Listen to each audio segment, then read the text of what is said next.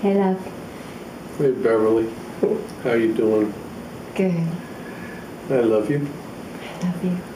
And good evening to all of you. My name is Bill, and I'm living large and loving life in Olympia, Washington. I'm here to talk to you about living simple, a new crusade of mine. I'll start with a quote from Tennyson. It happens to be my favorite quote of all times. I think it's the last stanza, or close to the last stanza, in his epic poem Ulysses. And it goes like this. That which we are, one equal temper of heroic hearts, made weak by time and fate, but strong of will, to strive, to seek, to find, and not to yield. That has a little special meaning for me when I talk about living simple. We have a lot of people in this country and around the world who are beaten down. Life has gotten very, very tough. And the old saying that you're only as strong as your weakest link applies to this country and several other countries too. We are not strong as long as people are suffering. We are not strong as long as people are scrambling to make not even a decent living, just to make a living. We cannot call ourselves a strong nation if there are people who are suffering in our nation. Can't call ourselves a strong country. Whether we're talking about the United States or Denmark or England or Germany or wherever, if you're ignoring the bottom rung of civilization, you cannot call yourselves a strong nation. And the responsibility goes everywhere. This country doesn't even resemble the country that it did 20 years ago. And most of you were alive 20 years ago. I don't even have to go back to when I was a kid in the 50s and 60s. Let's just talk about 20 years ago. 20 years ago, the economy was boom, boom, boom, boom. You know, unemployment was down. People were feeling good about their jobs. People were buying. The real estate market looks great. Everything is hunky-dory. Buy. Credit card. And guess what? The bottom fell out. One of the reasons why I've always loved teaching history is because history gives us a chance to learn from the past. And in this instance, we didn't do a real good job of learning. The Great Depression during the 1930s was a pretty good wake-up call for the world. And that generation immediately after the Great Depression learned a fairly valuable lesson. You spend only what you have. You take care of your neighbors. You help everyone rise to a higher standard, and everyone in the country is better off for it. We lost our way somewhere along the line. That generation gave birth to the baby boomers, and baby boomers promised love. Baby boomers promised peace to all, and they got lost when they turned into adults. The buy, me syndromes just continued to flourish until we've just lost our way as a country. So living simple is my new crusade, and it applies to a couple things. It applies to living a simple life as far as economically, and it applies to going back to a simple life as far as the way we treat everybody. Twofold. Economically, I don't think the worst has happened yet. I could be a voice in the wilderness who's completely wrong, but I do not think we've seen the worst yet. And it comes as no surprise that I don't trust the government to fix this problem. I don't care who's elected in the upcoming elections, there are too many special interest groups to allow good things to happen for the 99%. So what are you going to do?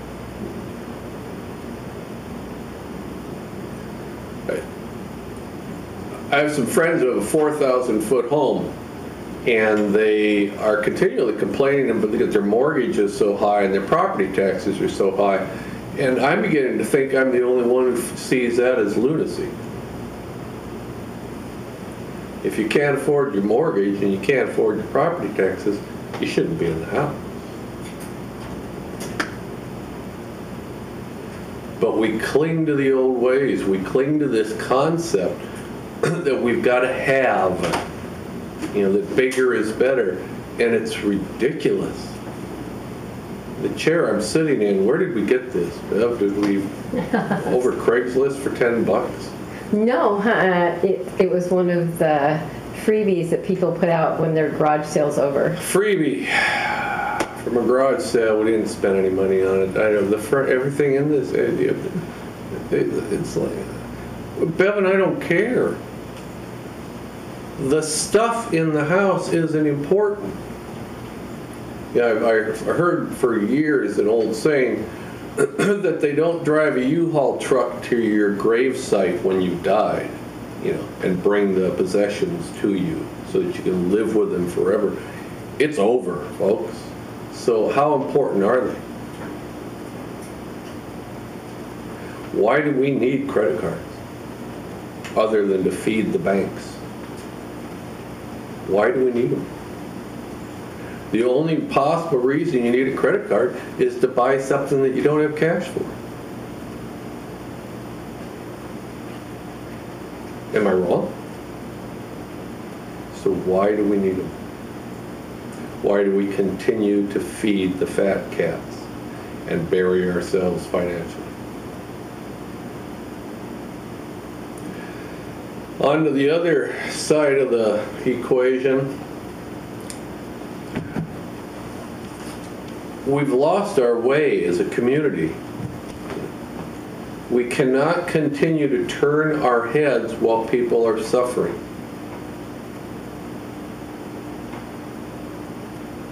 Millions unemployed, 600,000 homeless. People are scrambling to pay their bills because they're one paycheck away from joining the homeless, and we just expect it to go away. If it's not happening to us, well, then it's not happening. Get the blinders on, we can see straight ahead, and as long as we've got our head above water, everything's fine. It's not fine. And it starts with me. And it starts with you. Change has got to happen. Everybody talks about the good old days. Everybody talks about how wonderful the neighborhoods were, and how everybody cared, and everybody talks about it, but nobody does anything about it. We're still waiting for somebody else to do it for us, or we're waiting for things to get better, and neither of them's happening.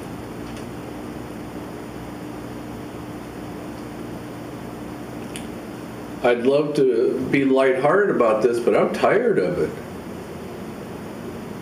I'm tired of people living in fear. I'm tired of people overspending. I'm tired of people acting like their neighbors don't count. I'm tired of it. And I've only got about 20 years left if, some unforeseen thing doesn't happen. If you're in your 30s or 40s, you got a lot longer than that to scramble to make a living. And you got a lot longer than that to watch this civilization get worse. We have a higher calling, and the higher calling is to be human. And humans do not ignore suffering. Humans do not ignore their neighbor when their neighbor's hurting. Human beings are not supposed to put blinders on and pray to God that it doesn't happen to us. And as long as it doesn't happen to us, then it isn't happening anywhere.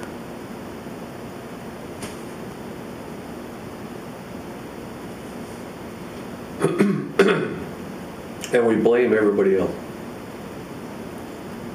We blame the immigrants. That's a good one. Blame the illegal immigrants, they took our jobs away. Blame the other countries because we've outsourced and now China's got our jobs. We blame our parents because, oh my God, they must have done a horrible job of raising us. We can't cope for ourselves, it's our parents' fault. We blame the government, well guess what? That's probably valid, but it's not going to get any better. Unless you got a couple billion to drop into a campaign fund, you ain't getting listened to. We blame everybody except the people we should be blaming.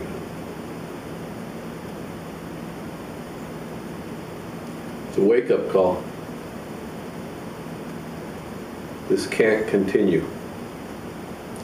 And there are some very good people who have heard my words before and they've listened and they're doing their part and they're trying.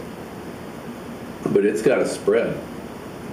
We have to wake up as a people, not as the United States of America, land of the free. We have to wake up as a people, as the human race, and start caring about other people.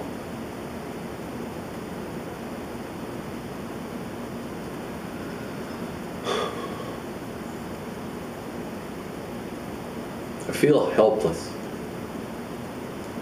Bev feels helpless. Bev cries real tears when she sees the suffering. My heart aches for people. There's some people who simply can't take care of themselves. You know, the government, I love the government. Government says, well, okay, we've outsourced jobs, so you need to retrain for higher tech jobs. Tell that to the machinist in Detroit, who's got a high school graduation and he's 55. Tell him he needs to retrain for a higher tech job. Hello?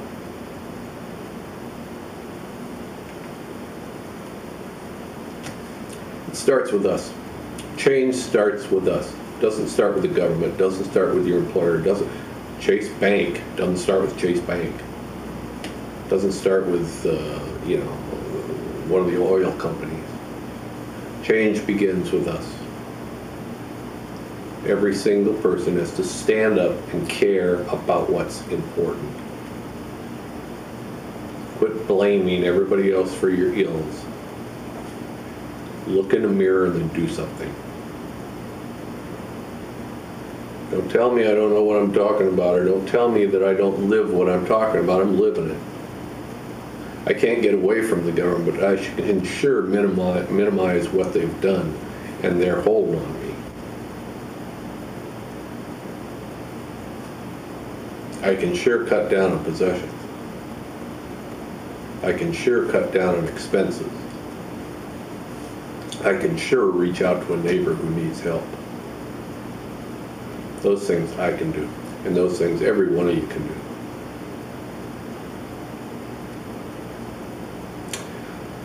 Living simple, economically, and back to some old-fashioned values of compassion, empathy, love thy neighbor, love thy neighbor.